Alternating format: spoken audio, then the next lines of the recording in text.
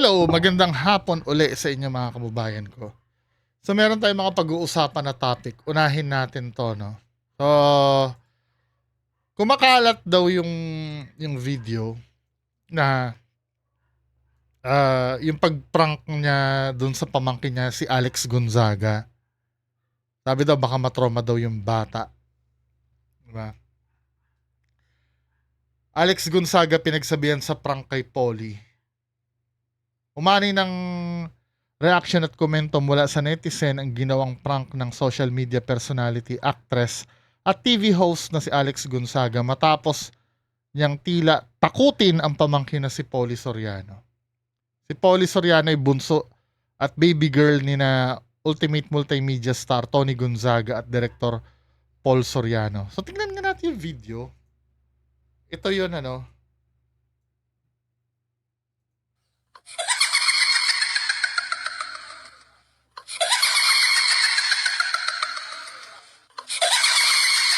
Okay, let's go, Mama. Why do we close the door on Polly? Yeah, we'll close the window. Okay. Okay, let's go. Say hi to Mama.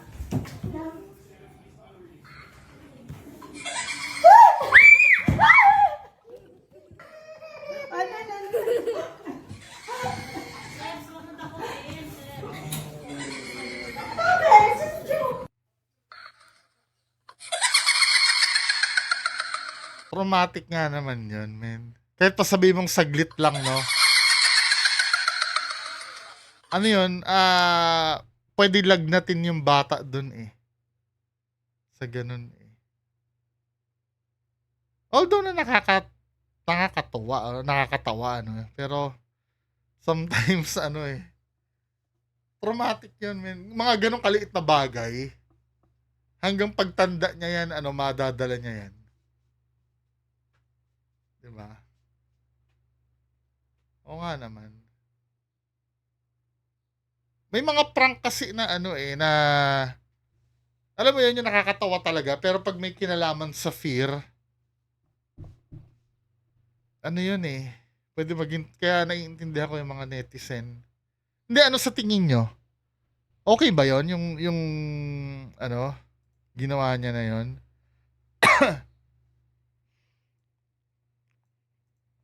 Nakalagay dito, ibinahagi ni Alex sa Facebook post niya noong October 30 ang short video.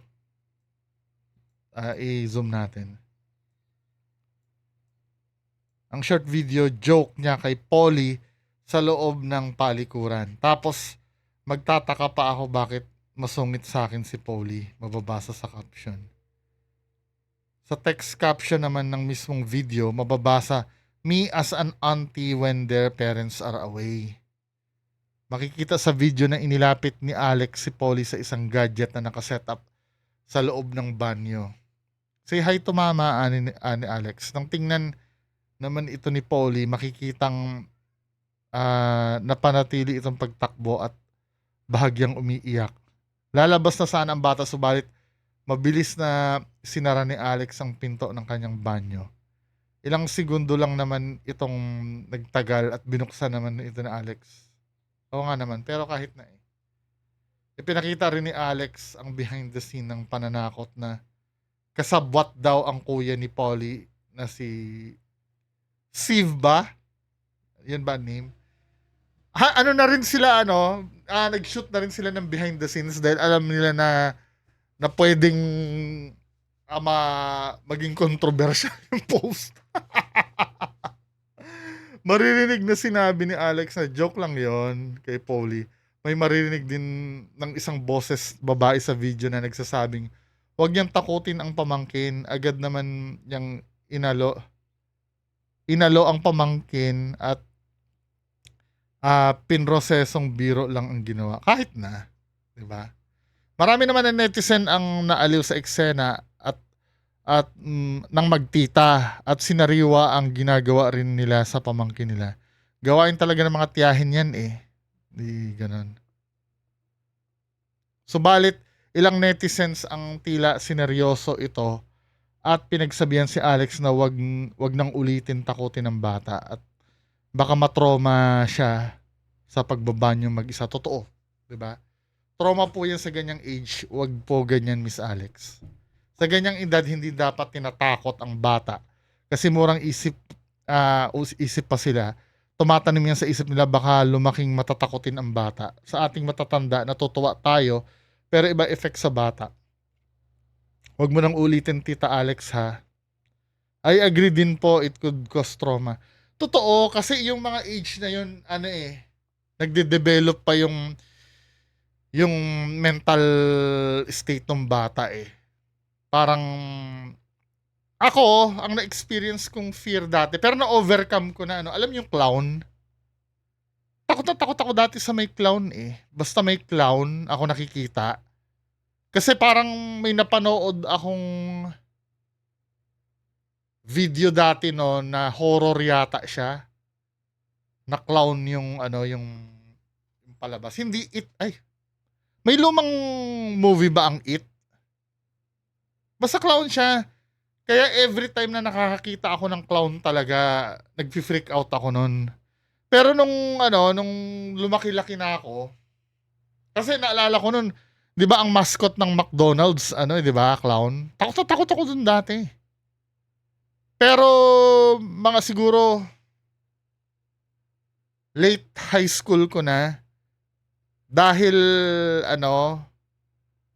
dahil na-expose na ako. Ano ba yung nag-expose sa akin nun? Doon sa tabi kasi namin, doon sa Valenzuela, merong nagsiservice na, yung clown siya, mabait naman siyang tao eh. Clown yung kanyang racket. So nakikita ko na siya araw-araw. Noon medyo nahulas na yung takot ko sa clown. Pero dati noon talagang makikita ko lang, maiiyak na talaga ako pag nakita ko ng clown. Kasi delicate yun eh. Yung mga ganong edad. 'Di ba? Nakakatawa naman. May mga prank na na pwede namang gawin na hindi naman ganon, na traumatic. 'Di ba? Hindi naman kilala niyo yung si Undertaker, yung wrestler. During yung bata siya, na-trauma din siya sa sa cucumber eh. Kaya nung kahit lumaki na si Undertaker, ayaw niya pa rin ng cucumber kasi may experience siya nung bata siya sa cucumber. Kung ano man yun, nakalimutan ko na eh. Basta napanood ko sa interview yun eh. Tapos, naging urban legend yun na takot si Undertaker sa cucumber. Anyway, proceed tayo, no? Ano to?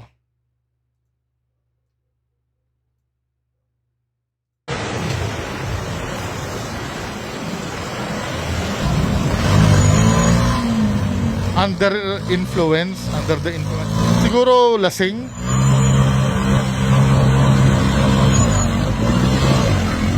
Ano yung tok-tok? Ata ako yung utang naman ko eh.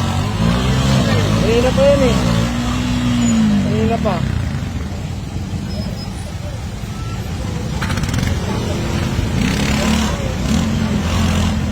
Adik ata yan. Galit ko. Galit pa.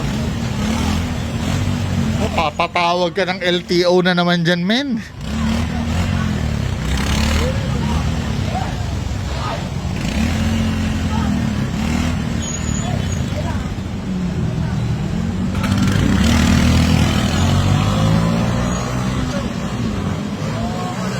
Ano daw, lasing?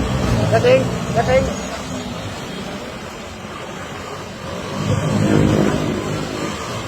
Sinusundan niya na yung rider, oh.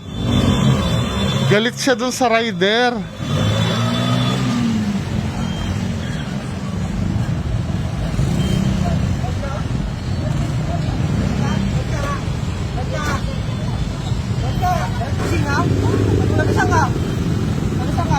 Kalma lang po.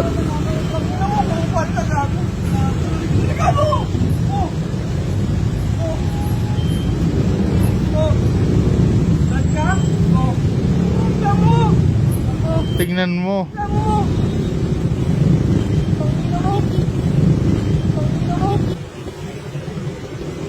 O ngayon, kung dahil taugama ka, ano ngayon?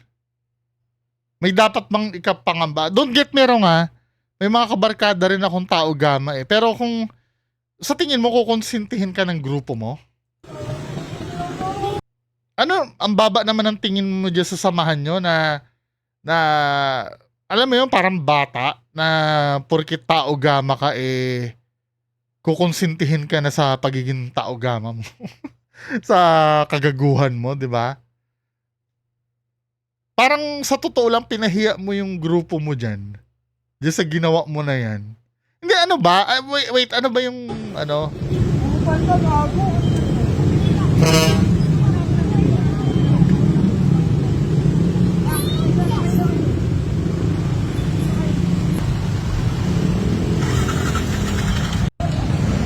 Ano ba yun? Parang ano ba yun? Tsapa ba yun? Pagka miyembro ng Tao Gama? Baka mamaya hindi ka pa miyembro ng Tao Gama, ha? Gumagamit ka lang ng ano, ng ah gumagamit ka lang ng banner ng Tao Gama, mas lalo kang mayayari, men. 'Di ba? Dito sa part na 'to pinapahiya mo yung ano, yung grupo nyo, eh. I don't think na kukonsintihin ka ng mga taga Tao Gama kung Tao Gama ka nga, 'di ba?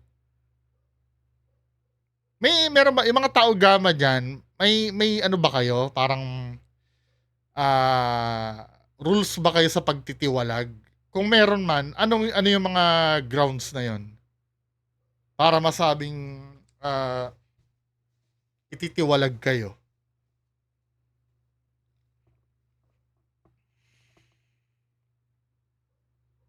Kasi alam ko pagka ganyan, hindi ka respeto yun, gagamitin mo ng ganun. Ang mga samahan kasi nirerespeto yan doon sa mga good deeds na ginawa nila. 'Di ba merong mga ano yan, eh. May mga charity, 'di ba? Involved sila sa community activities, 'di ba, sa lugar nila. Ano sila ng parang yung organisasyon nila ay tumutulong sa mga dapat tulungan, 'di ba? Oo, tinutulungan yung mga kapatid, ano, yung mga miyembro sa mga dapat tulungan, pero yung ganito, men, I don't know, no, kung ano ba 'yan.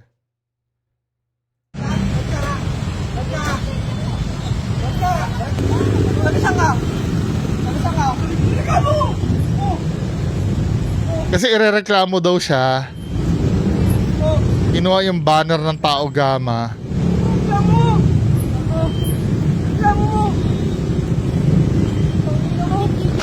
Ano ngayon kung Tao Gama ka? Immune ka na ba sa pagkakaroon ng ano, ng kaso? Pag nireklamo ka, immune ka na?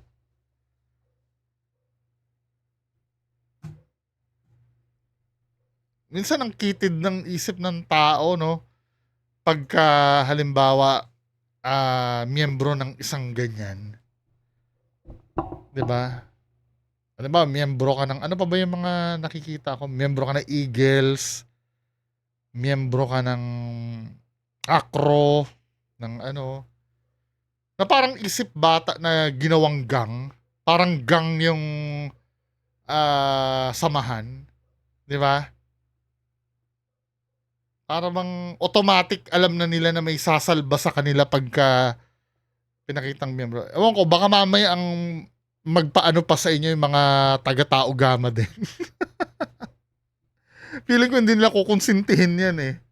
Lalo, kasi sa totoo lang sa videong ito, kung mag-viral man ito, nakakahiya ito sa grupo nila, eh. Yung ganyan. Tingnan natin ang comments.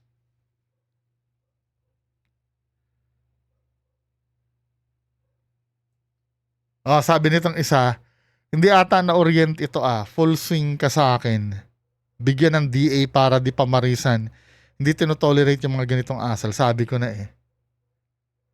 Sa ang chapter ka, kapatid, kulang ka sa orient. Ang masakit niyan, baka hindi nyo naman talaga ka-membro yan. Ginagamit lang yung ano nyo, yung banner. Panindak. 'Di ba? Parang sa mga pulis, no? Pinapakilalang pulis para hindi na makipag-away. Kakahiya to, men. Malaking organisasyon ng Tau Gama. Tingnan natin yung ano, yung iba.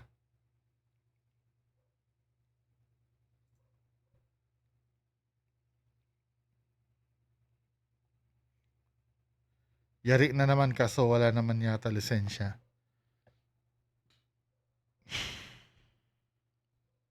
Kasi papangit ang image nyo dito eh. Katulad nito, sabi nito. Ganun ba yon? Pag member ka, magyayabang ka na? 'Di ba? Hindi maganda.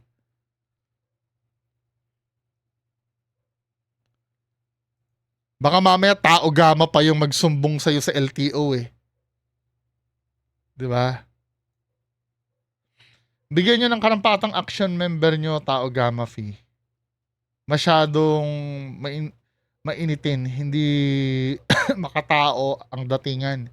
Hindi kasamahan o kapatiran ang tumbok niyan. Sa simpleng dahilan o anuman, wala karapatan gumawa ng ganyang ibalandra ang mali. Walang karapatan magmaneho sa kalsada yan. Unahan nyo na ito, LTO, magbabiral yan, promise. Yan pa naman ang gustong-gusto ng mga tao, no? Yung nagyayabang na maparusahan. Anyway, proceed tayo next. Ano to? Last video. Lahat po dito may ticket na. So, papa-games po na tayo habang traffic po, ano. Papa-bring me lang si Kulas. Tapos po yung isang makapagtaas po ng ano, ng item po na hinihingi ko, babalik ko po yung bayad. So, ano lang po, papasimple lang po ng ano, pa-games. Bring me ano lang po, Speaking of bring me na yan, pag-uusapan natin yung pulis ha. Yung... me red ball pen. Sigante, puro sigante. Kahit po dito. Bakit ball pen? Black lang ball pen. Red ball pen. Okay na po, meron na po. Ayun. Saan sir ticket mo, sir?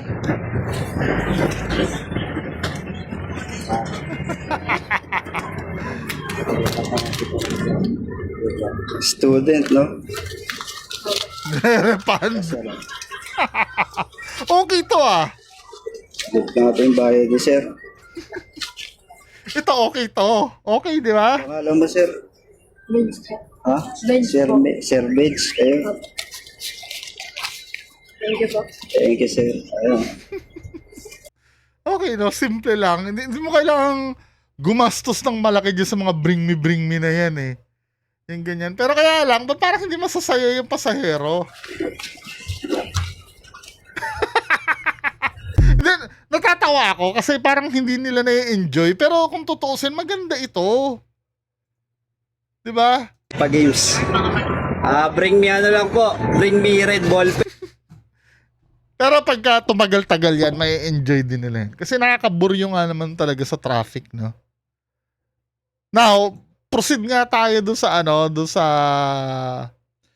police. Sana ba yung, ano na yun, yung police? Yung police na nagpa-bring me. ang papabring me niya, addict, ay, ano yata, user. Tapos pusher. Tingnan nga natin.